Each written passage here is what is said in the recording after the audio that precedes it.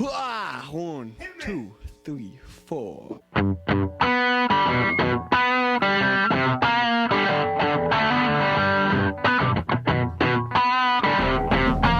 All right, we're grappling with the Ten Commandments. Today we're going to talk about the two tables of the law. Now we know that there are two tables of the law because in every single picture that we have of Moses getting the law from God, there's two tables. Like this Polaroid, for example. It's old, it was before they had color. But you can see there's two tables of the law there. But there's even more to consider in the two tables of the law. Now Jesus was asked, this was on Holy Tuesday, and Jesus was in the temple, and he was being assaulted by the Pharisees.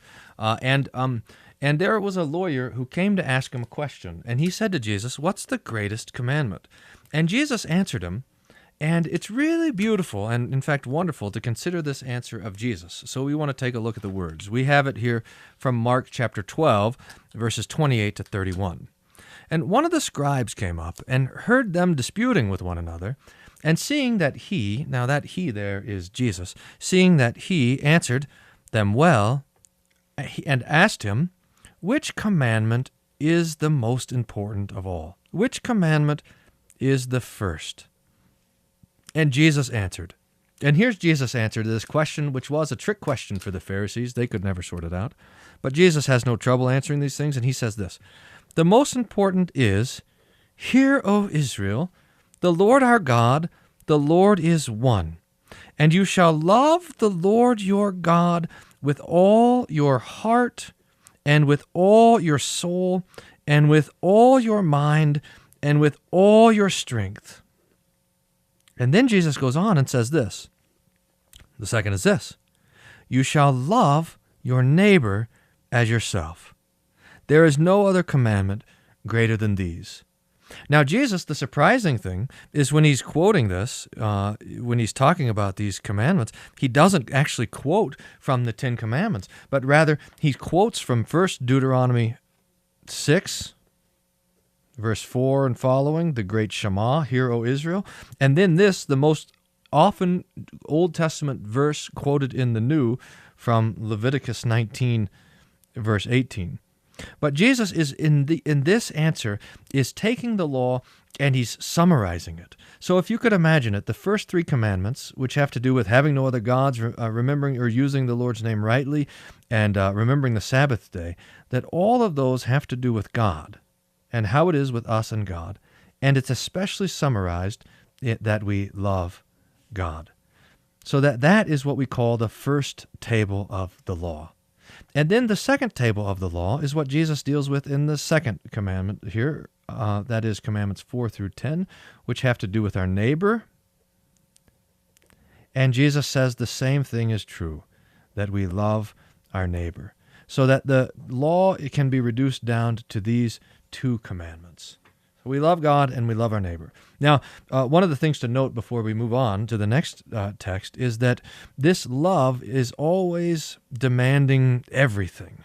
Sometimes we're tempted to think that the word love is a nice word, that it's a peaceful word, that, look, Jesus says, the Old Testament law, which is so mean, is now made a lot nicer in the New Testament, where we have this discussion of love. But love is, in fact, a terrifying word, and especially when it's combined with this word here, all your heart, all your soul, all your mind, all your strength. In other words, love demands everything.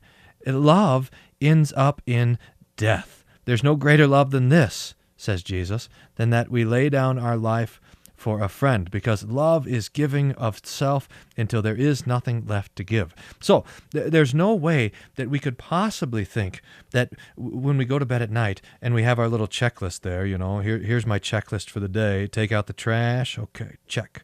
Lock the doors, okay, check. Love the Lord my God with all of my heart, soul, mind, and strength. Love my neighbor as myself. When can I ever check those off? They're never done. So that this thing that we've been working on all along that the law always accuses is here manifest again.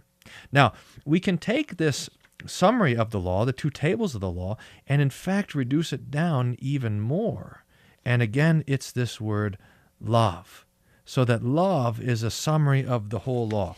Here's how St. Paul says it, and I'm looking at Romans 13, verses 8 to 10. Owe no one anything except to love each other. For the one who loves another has fulfilled the law. For the commandments, you shall not commit adultery, 6th commandment. You shall not murder, 5th commandment. You shall not steal, 7th commandment. You shall not covet, 9 and 10. And any other commandments are summed up in this word, you shall love your neighbor as yourself. Same text there, Leviticus 19. Love does no wrong to a neighbor.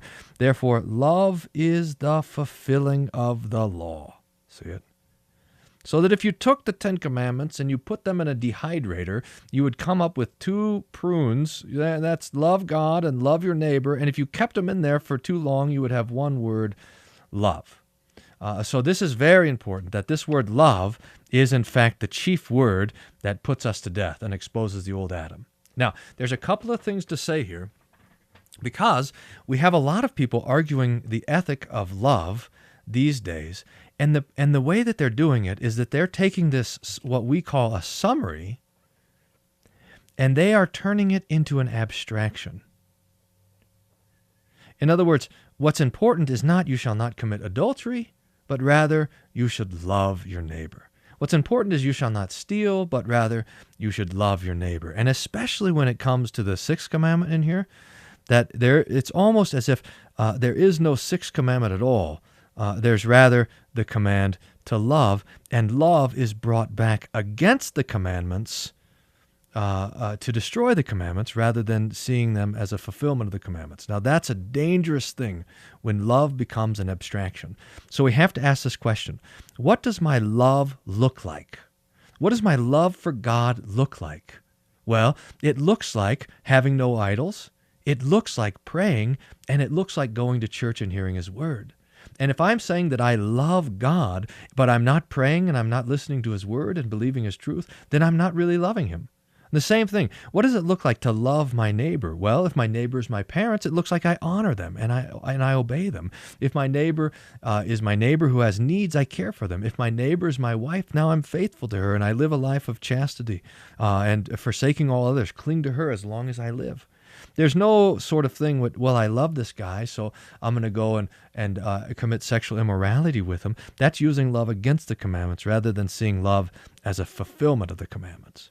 So while we say that love for God and love for the neighbor is a summary of the law, we don't want to make love an abstraction. All right, so there it is. That's what we call the 2 tables of the law. And it's great for us to consider this, and we'll be talking about it as we keep going all the way through the commandments. All right, where's this shameful plug? It's probably got to be getting close to this time for this conference. So you guys should be booking your tickets and subscribing. All right.